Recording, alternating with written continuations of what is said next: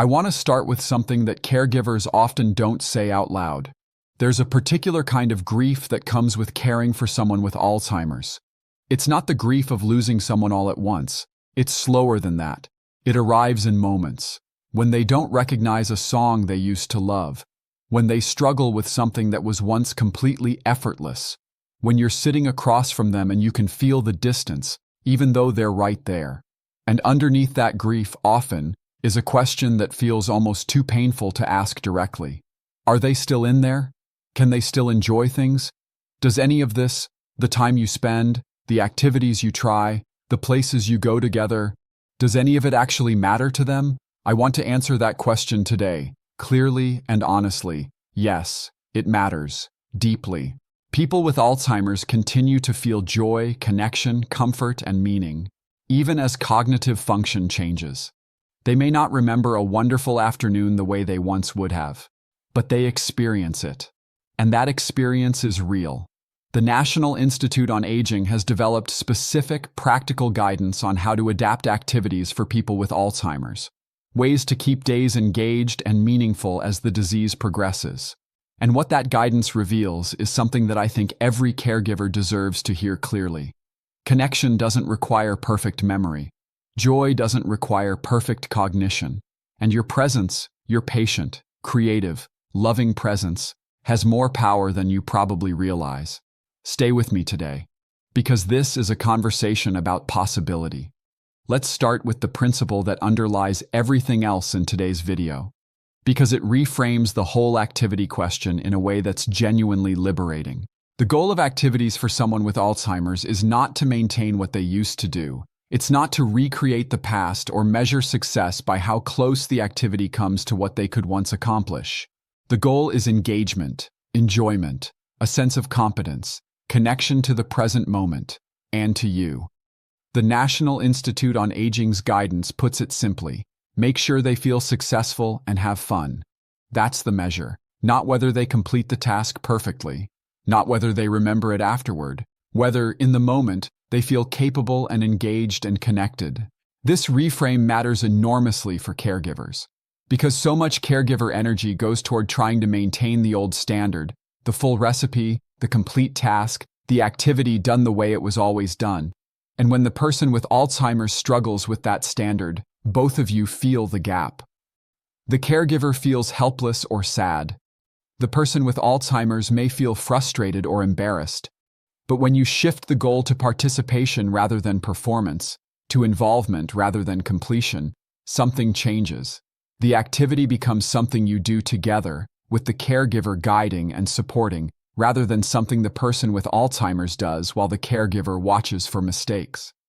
That shift is the foundation of everything else we're going to talk about today. Let's walk through some of the specific activities that the research supports, not as a generic list, but with the specific adaptations that make each one genuinely work. Cooking and baking often remain deeply meaningful for people who spent years in the kitchen. The smells, the textures, the familiar rhythms of preparation, these are encoded in memory in ways that can persist even as Alzheimer's advances. But here's where most people get it wrong. They try to have the person with Alzheimer's execute the full recipe, and when that becomes difficult or impossible, the activity becomes a source of frustration rather than pleasure. The adaptation is to break cooking down into individual elements, gathering the ingredients, measuring something, stirring or pouring, telling you how to prepare a family recipe from memory, sharing the knowledge even if the hands can no longer do the work. Any one of these is a complete, successful, satisfying activity. The person is involved. They're contributing. They feel competent and included. Exercise is another area where the adaptation principle transforms what's possible. Walking together, at whatever pace works for both of you, provides physical benefit, fresh air, and shared time. A stationary bike, gentle stretching, throwing a softball or balloon back and forth, lifting light weights, even soup cans from the kitchen, following along with an exercise video designed for older adults. The physical benefits of regular movement for people with Alzheimer's are real and documented. Movement supports overall health, mood, sleep quality, and behavioral regularity. And many of the adapted forms of exercise are things that can be done together, which adds the dimension of companionship to the physical benefit. Music deserves its own moment of attention, because the research on music and Alzheimer's is among the most consistently remarkable findings in the entire field of dementia care. Musical memory is stored differently in the brain than other forms of memory.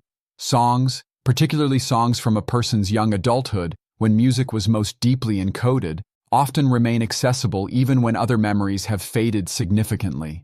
The melody, the lyrics, the emotional associations, these can all surface in response to music in ways that represent a kind of cognitive aliveness that can be genuinely moving to witness.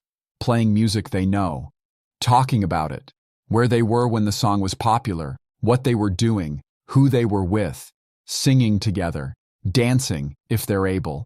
These activities engage not just memory but emotion and physicality simultaneously.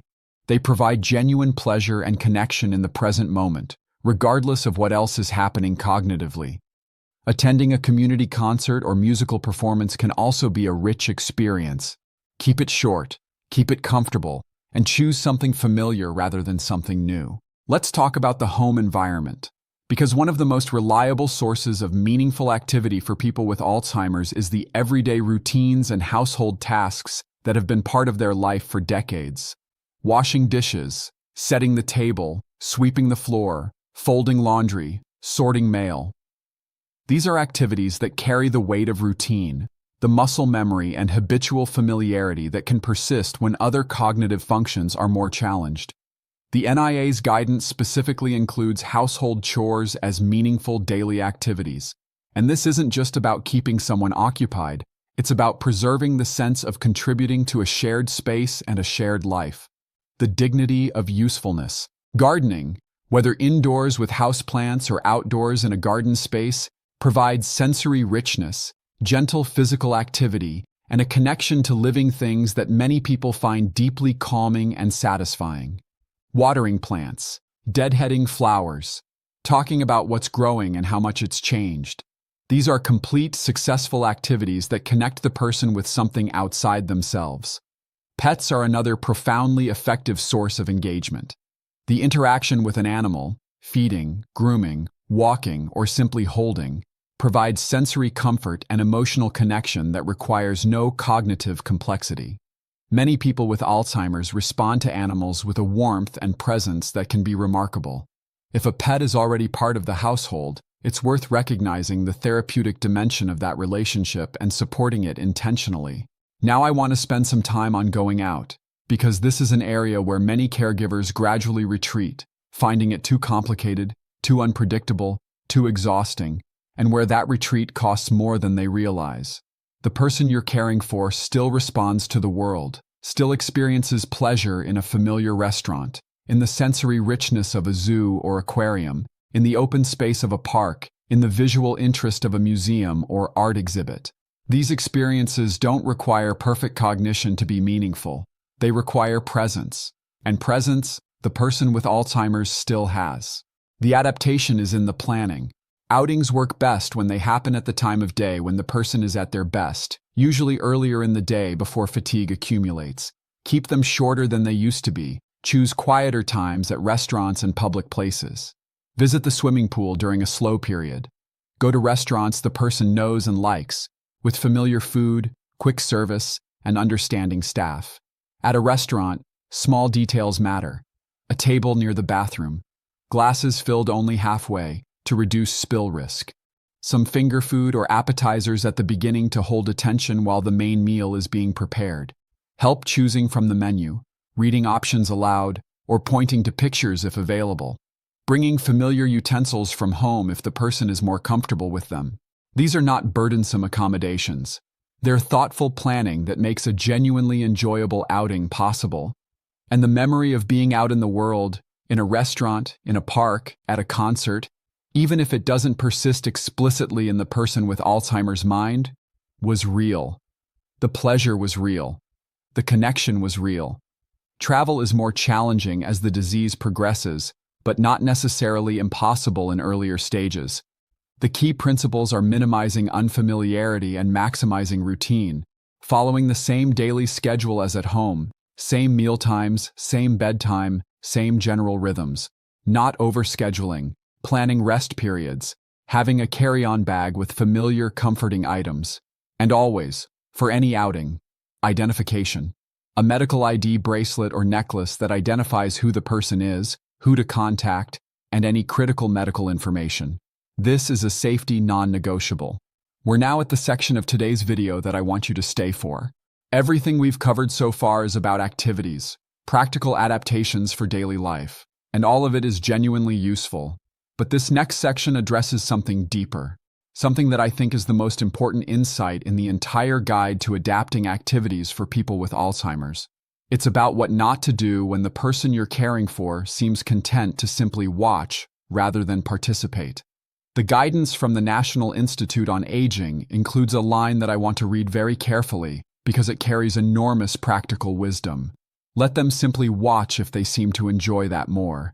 This is the line that most caregivers struggle with, because there's a powerful instinct, driven by love, by the desire to help, by guilt, to keep the person engaged and active, to make sure they're doing something, to feel that you're providing enough stimulation, enough involvement, enough activity. And that instinct, when it overrides the person's own signals, can work against what they actually need in a given moment. A person with Alzheimer's who is sitting quietly watching others play a game, or listening to music without dancing or singing, or sitting in the garden observing without gardening, that person may be perfectly content. They may be experiencing genuine pleasure in the observation itself, the company, the sensory richness of the environment, the comfort of being included even without actively participating. Forcing engagement when the person has indicated, through their behavior, that quiet observation is what they want in this moment. That creates frustration, discomfort, and sometimes behavioral distress. It signals that their own signal, their own expression of what they need, is being overridden. Learning to read and honor those signals is one of the most sophisticated and compassionate skills a caregiver can develop, and it requires releasing the idea that more activity is always better. Sometimes presence, calm, comfortable, unhurried presence, is the activity, and it is enough. Let's spend a moment on two specific situations that caregivers often find most challenging: holidays and spiritual life. Holidays concentrate all the pressures that are difficult throughout the year. Heightened expectations, disrupted routine, larger groups, unfamiliar environments, noise and sensory overload. For a person with Alzheimer's, holiday gatherings can be genuinely destabilizing, and the confusion and anxiety that results often surprises family members who expected the occasion to be joyful. The NIA's guidance is honest and practical here. Understand that things will be different. Be realistic about what you can do. Limit the number of visitors at any one time. Create a quiet space the person can retreat to when overstimulated, with their favorite activities and calming music available there.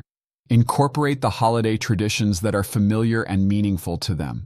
And remember that the goal is connection, not performance.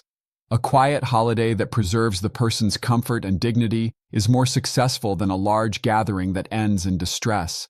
Spiritual life is an area that caregivers sometimes overlook or deprioritize as the disease progresses, perhaps because it can feel difficult to maintain, or because the person seems less able to participate in the way they once did. But spiritual and religious practices, worship services, religious readings, sacred music, prayer, meditation, holiday rituals are often deeply embedded in long-term memory in ways that persist even as Alzheimer's advances. A familiar hymn, a prayer that has been said thousands of times, a ritual that has structured seasons and milestones for decades. These can provide comfort, continuity, and a sense of connection to something larger than the immediate moment. Letting the person's faith community know about the diagnosis and encouraging members of that community to visit, to include the person in services when possible, or to bring the experience to them at home, maintains a form of belonging and spiritual sustenance that can be profoundly meaningful. Let's bring everything together with practical actions. The first is to match activities to current ability, not past ability. Before planning any activity, ask yourself, what can this person actually do right now today, with some help. Start there, not with what they used to be able to do, not with what you wish they could still do, with honest, compassionate assessment of present capacity. The second is to build a daily rhythm of varied activities that draw on different strengths: household tasks for purpose and routine, music for emotional connection and memory, movement for physical health and mood, time outdoors for sensory richness, visits from family and friends for social belonging. Vary the activities, keep them familiar, and watch for what genuinely engages versus what produces frustration. The third is to plan outings for the right time and place. Earlier in the day, shorter duration, familiar destinations, quieter times.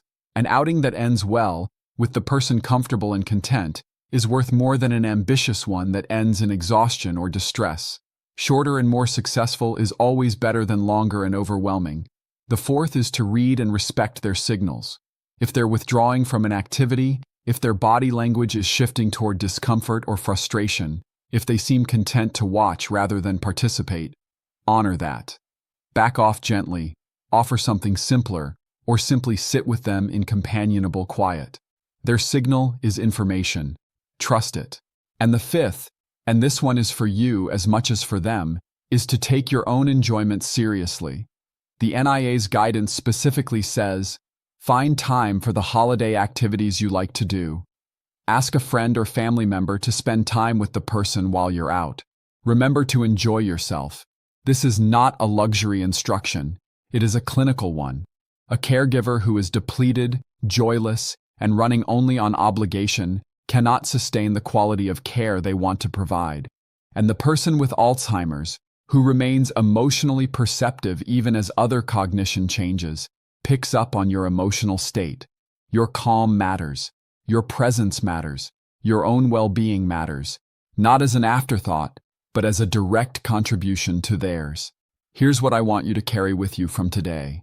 The person you're caring for is still here, still present, still capable of experiencing joy, comfort, humor, music, connection, and love. The disease has changed many things. It has not changed that. Your job is not to restore what was. It's to meet them where they are, with creativity, with patience, with the willingness to redefine what a good day looks like. A good day might be 30 minutes of folding laundry together. It might be an old song that made them smile. It might be a walk in the park where they didn't say much, but they held your hand. Those days are not lesser versions of what used to be. They are their own complete thing. And they matter, to both of you, in ways that go beyond memory. The research on what keeps people with Alzheimer's engaged and well is not complicated at its core. It says, be present, be patient, adapt what you offer to what they can receive, and measure success by joy rather than performance. You are already doing something extraordinary. The fact that you're seeking out guidance, thinking carefully about how to make their days better, that says everything about who you are in this role. Keep going, keep showing up.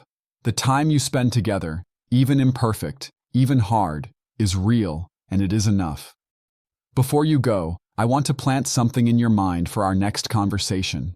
We've talked today about adapting activities for the person with Alzheimer's, but there's an aspect of caregiving that almost never gets enough focused attention, and that is among the most important predictors of how sustainable and healthy the caregiving relationship is over time.